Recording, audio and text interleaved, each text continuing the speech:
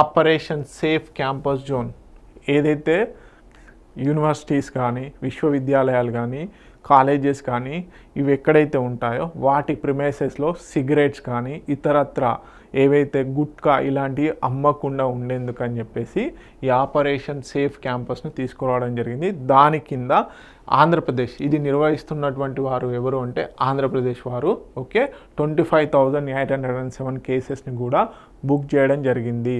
So drug free క్యాంపసెస్గా, cigarette free క్యాంపసెస్గా, అదేవిధంగా ఎలాంటి దురలవాట్లు లేనటువంటి క్యాంపస్గా తీర్చిదిద్దేందుకు అని చెప్పేసి ఆపరేషన్ సేఫ్ క్యాంపస్ను తీసుకొచ్చినటువంటి రాష్ట్రం ఏది అంటే ఆంధ్రప్రదేశ్ పోలీస్ వాళ్ళు. ఓకే, సో దీనికి సంబంధించి డీటెయిల్స్ చూద్దాం.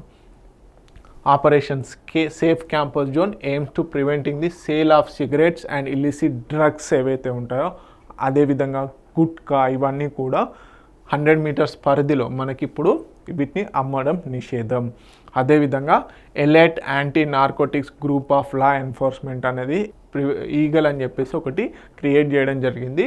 Okay, in association with the law and order police various districts. So దీంట్లో భాగంగా డ్రగ్స్ ఫ్రీ, సిగరెట్ ఫ్రీ, అదేవిధంగా ఇతరత్ర ఏవైతే చెడు అలవాట్లు ఉన్నటువంటి ఏవైతే ఉన్నాయో వాటిని క్యాంపస్ ఫ్రీగా చేయాలన్న ఉద్దేశంతో ఆపరేషన్ సేఫ్ క్యాంపస్ జోన్ని తీసుకురావడం జరిగింది. ఎవరు అంటే ఆంధ్రప్రదేశ్ ప్రభుత్వం.